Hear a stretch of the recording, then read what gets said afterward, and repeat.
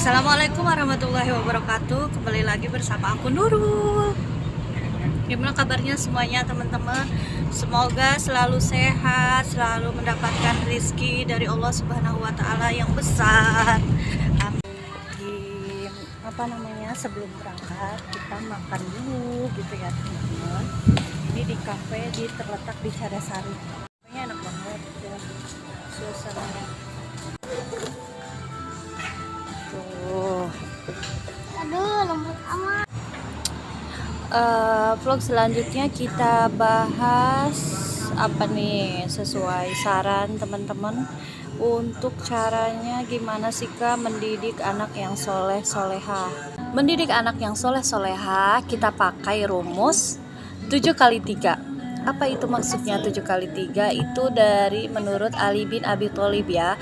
7 tahun pertama dalam mendidik anak diibaratkan dengan memperlakukan mereka layaknya raja. Ya, maksudnya ialah orang tua sebaiknya melayani anak disertai sikap yang lemah lembut, tulus, dan sepenuh hati ketika mengasuh anak.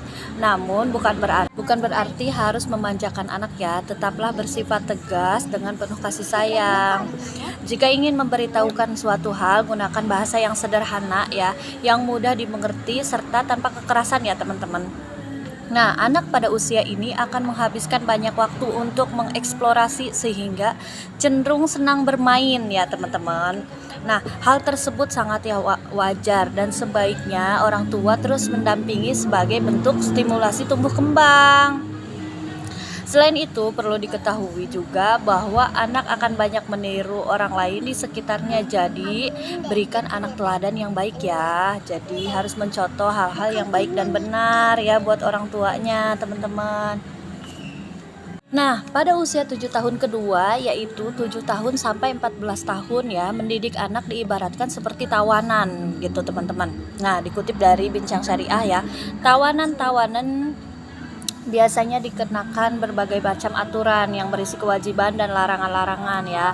Tetapi mereka juga mendapatkan haknya ya, bukan berarti kita memperlakukannya gitu ya begitu kejam gitu kan. Tetap saja kita memberikan hak kepada anak dan juga memberikan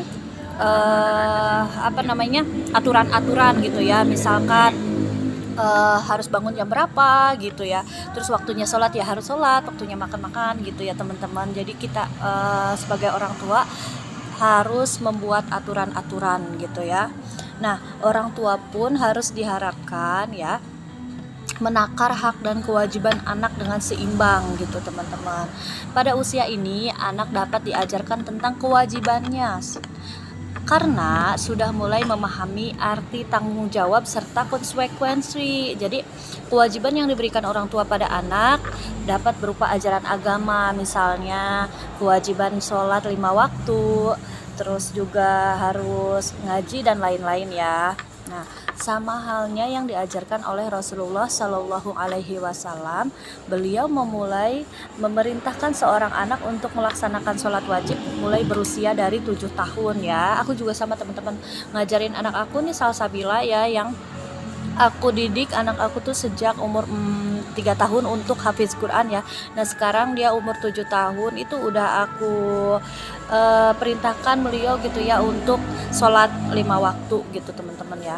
Nah, bahkan orang tua diperbolehkan memukul atau memberikan hukuman seperlunya jika anak itu melanggar aturannya, tapi bukan berarti memukulnya dengan membuat cedera ya pada anak ya, tapi memukulnya itu pukulan yang halus teman-teman, itu sama aja gertakan lah ya. Nah, mendidik anak dengan kekerasan tidak dianjurkan karena setiap anak memiliki kemampuan dan proses belajar yang berbeda-beda ya. Cukup berikan penjelasan pada anak agar mereka dapat menjalankan kewajiban sholat 5 waktu teman-teman. Nah, itu karena yang paling wajib. Terus juga kita kasih tahu bahwa pertama kali amalan yang dihisab itu ya sholat. Nah, tidak hanya memerintah, tapi berikan juga contoh yang terbaik buat bawah hati kita ya. Jangan kita cuma memerintahkan sholat, tapi kitanya nggak sholat gitu. Ini. Nah, sebaiknya mama dan papanya itu harus mengajak Bu Hati ya untuk menjalankan sholat bersama-sama gitu. Dan jangan lupa juga berikan mereka apresiasi berupa pujian dengan kalimat positif atau hadiah sederhana.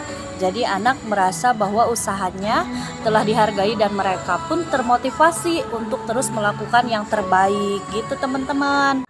Nah, untuk 7 tahun yang ketiga ya, atau 7 tahun yang terakhir ya, selanjutnya gitu, usia 14 sampai 21 tahun gitu ya. Itu telah masuk ke masa akil balik ya teman-teman. Orang tua dianjurkan untuk melakukan anaknya sebagai sahabatnya ya. Hal ini karena buah hati semakin tumbuh besar dan masa anak-anaknya menuju remaja dan akhirnya menjadi dewasa gitu. Bersikaplah layaknya sahabat sehingga mereka dapat terbuka dalam segala hal apapun gitu ya. Jadi terbuka pada orang tuanya gitu, mau bercerita, mau curhat sama orang tuanya, supaya mereka itu jangan nyaman cerita atau curhat pada orang lain, tapi nyaman dan cerita kepada orang tuanya gitu. Karena kebanyakan ya anak-anak di usia segitu tuh malah dimusuhi sama orang tua, terus jadinya lebih nyaman mencari ketenangan atau kasih sayang dari orang lain yang bukan muhrimnya. Nah, ini yang paling hati-hati ya teman-teman. Ajak mereka untuk berdiskusi banyak hal, jadi bisa saling menambah wawasan karena adanya perbedaan zaman dengan anak mungkin akan menimbulkan pandangan atau pengalaman baru bagi orang tua. Jadi kita juga harus memberitahukan atau memberi pengalaman kepada mereka atau berdiskusi itu sesuai dengan zaman atau perkembangan zaman ya teman-teman. Yang penting kita ikutnya perkembangan zaman itu yang baik-baik ya, yang positif ya, seperti yang udah aku vlog waktu yang sebelum vlog ini ya, kan ada aku udah bahas kalau kita mau ikut perkembangan zaman itu yang positif aja gitu. Nah, ajarkan juga tentang tanggung jawab yang lebih besar sebagai bentuk persiapannya di kehidupan mendatang. Bantu mereka menemukan potensi, lalu kembangkan, arahkan anak untuk pertumbuhan sebagai sosok yang percaya diri, pemberani, serta bertanggung jawab teman-teman. Nah, selain itu teman-teman, latihlah anak untuk mandiri karena kehidupan mereka tidak bisa selalu bergantung pada orang tua, teman, atau orang lain. Nah, orang tua boleh membebaskan anak untuk melakukan segala sesuatunya sendiri ya. Namun sebaiknya tetap diberi pengawasan untuk mencegah anak pada hal-hal yang negatif yang tidak diinginkan ya. Jelaskan bahwa setiap hal memiliki konsekuensi, kebebasan tidaklah salah asal anak mengerti batasan dan selalu bertanggung jawab ya. Nah, itulah cara mendidik anak dengan rumus 7x3 seperti yang dilakukan oleh Ali bin Abi Thalib. Semoga bisa dijadikan pedoman dalam membesarkan si kecil hingga menjadi anak cerdas dan memiliki akhlak yang baik teman-teman. Itu saja dari aku, jangan lupa untuk selalu like, komen, dan share. Jangan lupa untuk subscribe. Assalamualaikum warahmatullahi wabarakatuh.